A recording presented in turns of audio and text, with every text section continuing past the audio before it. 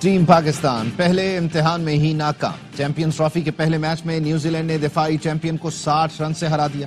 321 runs کے تعاقب میں قومی ٹیم 260 رنز بنا سکی۔ خوشدل شاہ نے 69 رنز بنائے لیکن میچ فنش نہ کر سکے۔ بابر اعظم کی مزاحمت 64 رنز پر دم توڑ گئے۔ ہدف کے تعاقب میں پاکستانی آغاز اچھا نہیں رہا۔ فخر انجری کی وجہ سے اوپنر نہ آئے۔ سعود شکیل بطور اوپنر ناکام۔ رضوان بھی کمال نہ دکھا سکے۔ فخر چوتھے نمبر پر آئے، بھاگ کر رن نہ بنا پائے، 24 رنز پر آؤٹ ہو گئے۔ سلمان علی آغا تیز کھیلے لیکن 42 رن بنا کر چلتے بنے۔ نیوزی لینڈ نے پاکستانی بالرز کا برا حال کیا۔ پہلے ہی میچ میں 2 سینچریاں بن گئیں۔ ول ینگ نے 107 رنز بنائے، ٹام لیتھم 118 رنز بنا کر ناٹ آؤٹ رہے۔ چوتھی اور 5ویں وکٹ پر 100 رنز کی پارٹنرشپ بنی۔ حارث رؤف نے 2 وکٹوں کے لیے 83 دیے۔ شاہین نے بغیر وکٹ لیے 68 رنز لٹائے۔ کپتان محمد رضوان کہتے ہیں، ہم سوچ رہے تھے 260 رنز بنیں گے۔ لیتھم اور ینگ نے شاندار بیٹنگ کی۔ فخر زمان کی انجری سے متعلق کچھ کہنا قبل از وقت ہے۔ ٹک ٹک ڈاٹ ڈاٹ ڈاٹ بال بنے پھر وبالے جان۔ پاکستانی بیٹرز کی پرانی بیماری، کوئی ڈاکٹر ملا نہ دوا کام آئی۔ پاکستان نے نیوزی لینڈ کے خلاف میچ میں ڈاٹ بالز کی پھر سینچری بنا دی۔ قومی بیٹرز نے 284 گیندیں کھیلی، 162 پر کوئی رن نہیں بنایا۔ بابر اعظم نے 52، فخر زمان نے 30، سعود شکیل نے 15 اور رضوان نے 11 گیندیں ڈاٹ کھیلی۔ پہلے 20 اوورز کے 120 گیندوں میں سے 85 پر رن نہیں بنا۔ ایسا کب تک چلے گا؟ شائقین نے سوال اٹھایا۔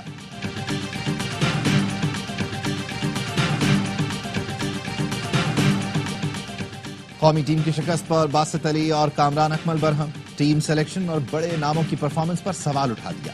پروگرام ہر لمحہ پرجوش میں باسط علی نے کہا، سلیکشن کمیٹی کا کام 3 اچھے کھلاڑیوں کا انتخاب کرنا تھا۔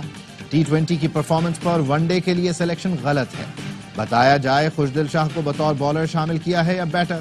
کہا گیا فخر زمان پاور پلے میں کھیلتے ہیں تو کس نے باہر بٹھایا تھا؟ پاور پلے اچھا نہیں گیا تو بابر اعظم کا نام کیوں نہیں لیتے؟ ایسا لگ رہا تھا ہمارا نہیں نیوزی لینڈ کا ہوم گراؤنڈ تھا۔ کامران اکمل نے کہا، ایونٹ سے 15-20 دن پہلے ٹیم بنائیں گے تو یہی حال ہوگا۔ کپتان، کوچ، مینجمنٹ سب شکست کے ذمہ دار ہیں۔ کیویز گیم پلان کے ساتھ آئے۔ لیتھم اور ینگ نے بتایا کہ کس طرح کھیلنا ہے۔ شاہد ہاشمی نے ڈاٹ بالز پر ٹیم کو آڑے ہاتھوں لیا۔ کیویز کے ہاتھوں پٹنے والے فاسٹ بالرز پر بھی تنقید۔ ۔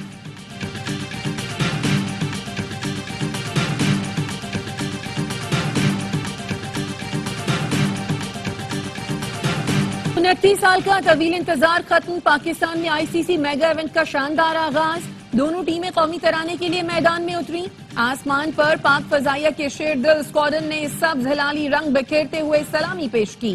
JF-17 تھنڈر اور F-16 کا شاندار فلائی پاسٹ۔ سابق کپتان سرفراز احمد چیمپئنز ٹرافی لے کر میدان میں آئے۔ صدر آصف علی زرداری بطور مہمان خصوصی تقریب میں شریک ہوئے۔ دونوں کپتانوں نے صدر زرداری سے مصافحہ بھی کیا۔ خاتون اول آصفہ بھٹو، چیئرمین PCB محسن نقوی بھی ساتھ تھے۔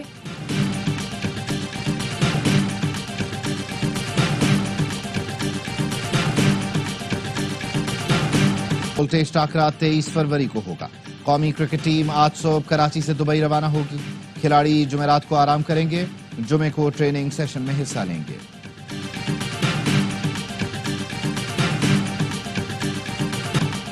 پاکستان سے پہلے بنگلہ دیش کے میچ پر فوکس ہے۔ ہر میچ اہم ہے، جیت کے لیے ہی میدان میں اتریں گے۔ ایک میچ ہارنے سے دباؤ بڑھ جاتا ہے۔ بھارتی کپتان روہت شرما کی پریس کانفرنس۔ بنگلہ دیشی کپتان نجم الحسن شانتو نے کہا، چیمپئنز ٹرافی کوئی بھی ٹیم جیت سکتی ہے، مخالف ٹیم کو شکست دینے کے لیے پرعزم ہے۔ ٹورنامنٹ میں فیورٹس کے لیے ایک دن برا بھی ہو سکتا ہے۔ بھارت اور بنگلہ دیش کا میچ کل دبئی میں کھیلا جائے گا۔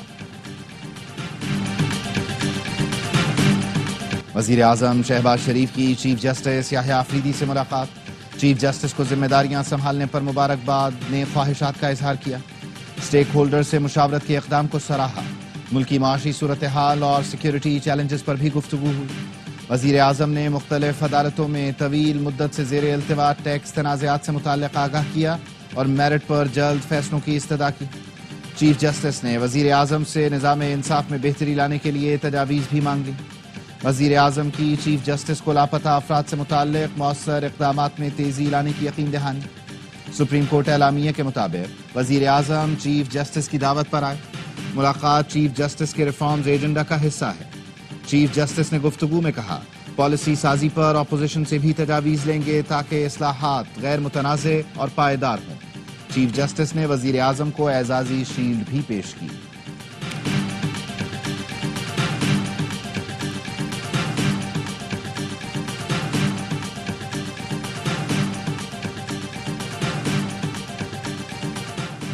معاشی استحکام پوری ٹیم کی کوششوں سے ممکن ہوا۔ مزید محنت سے معیشت کی پائیدار ترقی کے لیے پرعزم ہے۔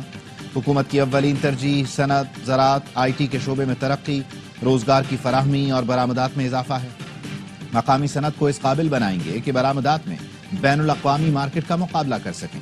وزیر اعظم شہباز شریف کا اقتصادی مشاورتی کونسل سے خطاب، کہا خطے میں تجارت کے فروغ کی موجودہ استعداد سے بھرپور فائدہ اٹھائیں گے۔ دور دراز علاقوں تک انٹرنیٹ کی فراہمی سے آئی ٹی برآمدات، فری لانسرز کی تعداد میں اضافے کے لیے کوشاں ہیں۔ ڈیجیٹل کرنسی ریگولیٹ کرنے سے متعلق مشاورت جاری ہے۔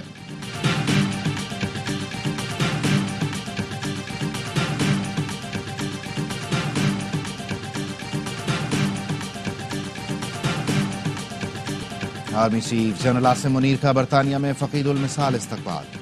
آرمی چیف کو تاریخی royal horse guards parade ground میں گارڈ آف آنر پیش کیا گیا۔ برطانوی ملٹری بینڈ کی طرف سے پاکستان کا قومی ترانہ بجایا گیا۔ آرمی چیف برطانوی عسکری اور سول قیادت سے اہم ملاقاتیں کریں گے۔ برطانوی آرمی یونٹس کا بھی دورہ کریں گے۔ Army chief royal military academy Sandhurst میں ریجنل کانفرنس میں شرکت کریں گے۔ آرمی چیف ابھرتے ہوئے ورلڈ آرڈر اور پاکستان کے فیوچر آؤٹ لک پر اظہار خیال کریں گے۔ آرمی چیف کا دورہ برطانیہ دونوں ملکوں کے درمیان مستحکم دائمی تعلقات کا غماز ہے۔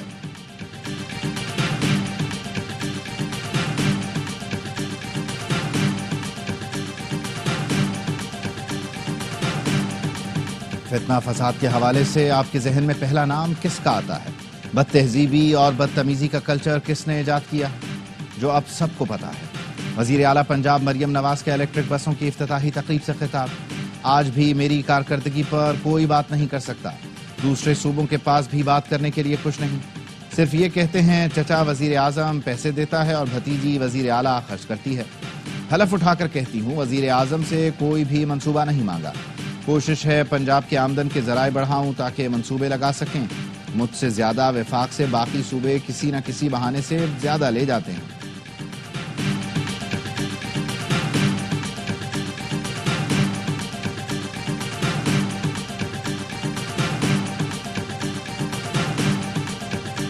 کے پی ٹی کی زمینوں کی خرید و فروخت، سینٹ کی قائمہ کمیٹی نے پی ٹی آئی دور میں زمینوں کی خرید و فروخت کا ریکارڈ طلب کر لیا۔ چیئرمین قائمہ کمیٹی برائے بحری امور سینیٹر فیصل وابدہ نے انکشاف کیا کراچی پورٹ کی 40 ارب روپے کی سرکاری زمین 5 ارب روپے میں دے دی گئی۔ کہا کراچی پورٹ کی 500 ایکڑ اراضی کی مارکیٹ ویلیو 60 ارب روپے سے زائد ہے۔ کراچی پورٹ میں زمین کی الاٹمنٹ میں میگا اسکینڈل ہے، سودے فوری روکے جائیں۔ کراچی پورٹ کی زمین کی allotment S I F C کی مشاورت سے کریں گے۔ وزیر بحری امور اور سیکرٹری کا معاملے سے لاعلمی کا اظہار۔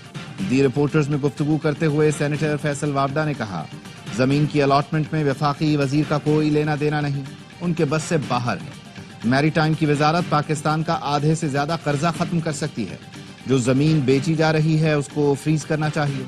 اب تک جس چیز پر ہاتھ ڈالا ہے اس کو ریورس کرایا اور ملک کو فائدہ دیا۔ آرمی چیف واضح کہہ چکے ہیں کہ پاکستان سب سے پہلے ہے۔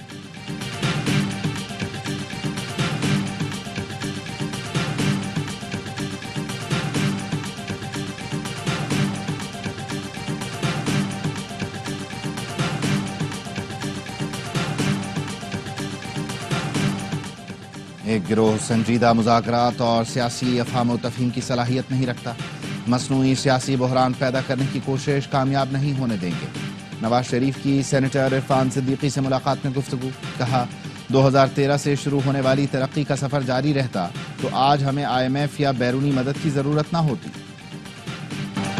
مصطفیٰ عامر قتل کیس کی تحقیقات جاری، تفتیشی حکام کے مطابق ملزم ارمغان اپنی رہائش گاہ پر غیر قانونی سافٹ ویئر ہاؤس اور کال سینٹر چلاتا تھا، غیر ملکی کلائنٹ سے کروڑوں ڈالر کا فراڈ کیا، ڈیجیٹل کرنسی کی ہیر پھیر کے لیے درجنوں اکاؤنٹس بنا رکھے تھے، گرفتاری سے پہلے ڈیٹا ڈیلیٹ کر دیا تھا۔ ڈیٹا ڈیلیٹ کرنے کے لیے ملزم ارمغان نے 4 گھنٹے تک پولیس سے مقابلہ کیا۔ ارمغان کی پولیس پارٹی پر فائرنگ کی ویڈیو بھی سامنے آ گئی۔ بلوچستان کے علاقے بارکھان میں 7 افراد کو بس سے اتار کر قتل کر دیا گیا۔ ضلعی انتظامیہ کے مطابق 7 افراد فیصل آباد جانے والی بس میں سوار تھے۔ وفاقی وزیر داخلہ محسن نقوی کی مذمت، قیمتی جانوں کے نقصان پر افسوس کا اظہار، کہا ملک دشمن عناصر عدم استحکام پیدا کرنے کی گھناؤنی سازش کر رہے ہیں۔ وزیر اعلیٰ بلوچستان سرفراز بگٹی نے کہا امن دشمنوں کا بزدلانہ وار ناقابل برداشت ہے، سخت جواب دیا جائے گا۔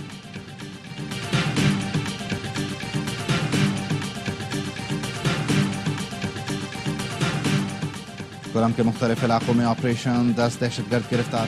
پولیس کا کہنا ہے گرفتار دہشت گرد 17 فروری کو قافلے پر حملے میں ملوث تھے۔ خیبر پختونخوا حکومت نے کرم میں دہشت گردوں کے سر کی قیمت مقرر کر دی، نوٹیفیکیشن جاری۔ 14 دہشت گردوں کے سروں کی قیمت 13 کروڑ روپے مقرر کی گئی۔ دہشت گرد کاظم کے سر کی قیمت 3 کروڑ روپے، باقی دہشت گردوں کے سروں کی قیمت 10 لاکھ سے 1 کروڑ تک مقرر کی گئی۔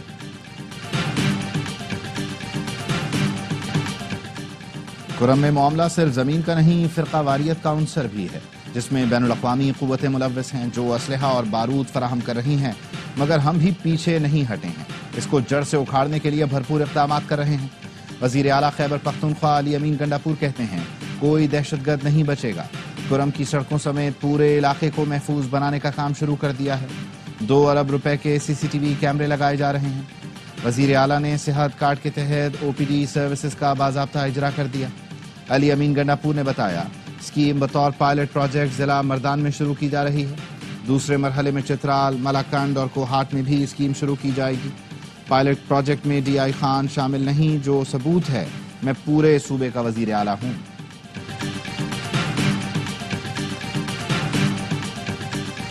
ٹریفک حادثات کی شدید الفاظ میں مذمت کرتا ہوں، وزیر اعلیٰ سید مراد علی شاہ کی سیون میں میڈیا سے گفتگو۔ کہا تاثر دیا جاتا ہے کہ حکومت ایسے لوگوں کو سپورٹ کر رہی ہے۔ ٹریفک حادثات پر لوگ گرفتار ہوئے، حکومت ایکشن لے رہی ہے۔ کہا سیون کا روڈ NHA نے بنانا تھا جو بدقسمتی سے ابھی تک مکمل نہیں ہوا۔ قلندر کے سائے میں کھڑا ہوں، کسی کو کچھ نہیں کہوں گا۔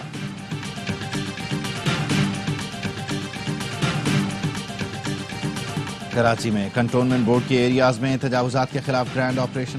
فیصل کنٹونمنٹ بورڈ کی ہدایت پر گلستان جوہر کے مختلف علاقوں میں تجاوزات ہٹا دیے گئے۔ کراچی میں تجاوزات کے خلاف گرینڈ آپریشن کا آغاز۔ CEO فیصل کنٹونمنٹ حیدر علی سیال کہتے ہیں تجاوزات کے مکمل خاتمے تک آپریشن جاری رہے گا۔ کراچی میں کلفٹن کنٹونمنٹ بورڈ کی ہدایت پر کورنگی روڈ پر آپریشن، درجنوں پتھارے اور ٹھیلے ہٹا دیے گئے۔ تجاوزات کے خلاف آپریشن پر شہریوں کا خیر مقدم۔ آپ 26ویں ترمیم منظور کرتے ہیں، پھر کہتے ہیں کالعدم قرار دیں۔ اعتزاز احسن کے وکیل لطیف کھوسا کے دلائل پر جسٹس مسرت ہلالی کے ریمارکس۔ جسٹس جمال مندوخیل نے کہا یہ مسائل پارلیمنٹ کے حل کرنے والے ہیں، کیا آپ نے آئینی ترمیم کی مخالفت میں ووٹ دیا؟ لطیف کھوسا نے کہا PTI نے ووٹنگ میں حصہ نہیں لیا تھا۔ جسٹس جمال مندوخیل نے کہا آپ کا کام مخالفت کرنا تھا، اپنا کردار تو ادا کرتے۔ لطیف کھوسا نے کہا اسمبلی میں بولنے لگتا ہوں تو مائک بند کر دیا جاتا ہے۔ سویلینز کی ملٹری ٹرائل کے خلاف انٹرا کورٹ اپیلوں کی سماعت۔ لطیف کھوسا کے دلائل مکمل۔ بانی PTI کے وکیل نے دلائل کا آغاز کر دیا، سماعت کل تک ملتوی۔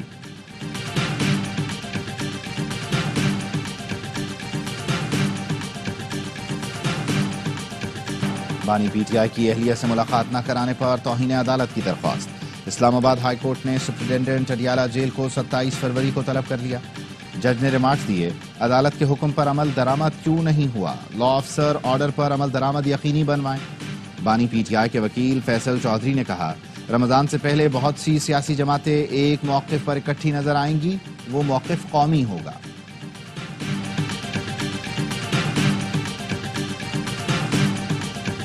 ایران آنا ہے، اگر آپ نے زیارتوں کے لیے آنا ہے یا کسی بھی اور کام کے لیے آنا ہے تو قانونی طریقے پہ آئیں۔ بالکل ہیومن ایجنٹ کو اور جو یہ اسمگلنگ کے ایجنٹس ہیں ان کا کمپلیٹ بائیکاٹ کریں، ایسے ایجنٹ کو آئیڈینٹیفائی کریں، حکومت کو بتائیں۔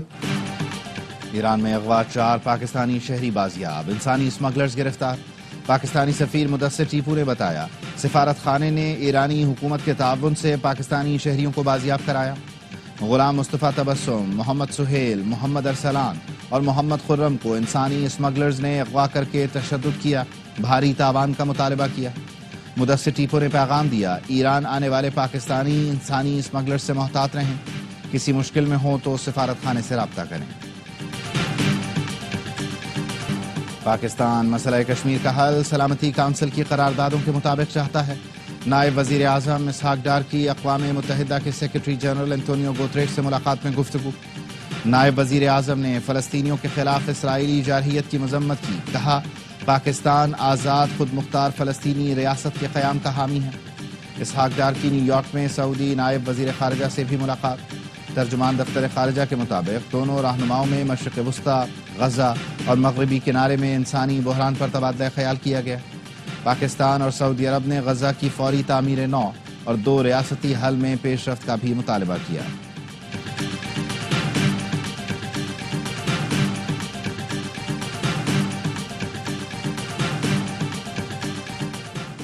لندن میں پاکستان اور برطانیہ کے درمیان انسداد دہشت گردی ڈائیلاگ کا دوسرا دور، دہشت گرد تنظیموں کی جانب سے سیکیورٹی خطرات پر تبادلہ خیال۔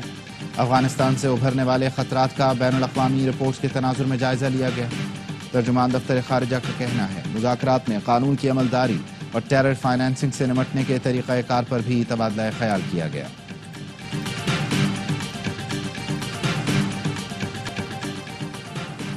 کراچی میں ہونے والی مشترکہ بحری مشق افعال ساحل کا اختتام، پاک بحریہ اور رائل سعودی نیول فورسز نے مشقوں میں حصہ لیا۔ آئی ایس پی آر کا کہنا ہے مشق میں آر پی جی، مشین گن فائرنگ اور کلوز کوارٹرز کامبیٹ کے تربیتی آپریشنز کیے گئے۔ پریکٹیکل ریپیلنگ، ہاسٹیج ریسکیو اور وی بی ایس ایس کے جدید طریقہ کار کا مظاہرہ کیا گیا۔ مشترکہ مشق کا مقصد دونوں بحری افواج کے درمیان ہم آہنگی اور حکمت عملی کی مہارت کو فروغ دینا تھا۔ ٹرمپ کا منصوبہ نامنظور، غزہ کی تعمیر نو کے منصوبے میں 2 ریاستی حل شامل ہونا چاہیے۔ اماراتی صدر نے امریکی وزیر خارجہ پر واضح کر دیا۔ شیخ محمد بن زائد ال نہیان نے مارکو روبیو سے ابوظہبی میں ملاقات کی۔ صدر یو اے ای نے کہا غزہ تنازع کا دیر پا حل نکالا جائے۔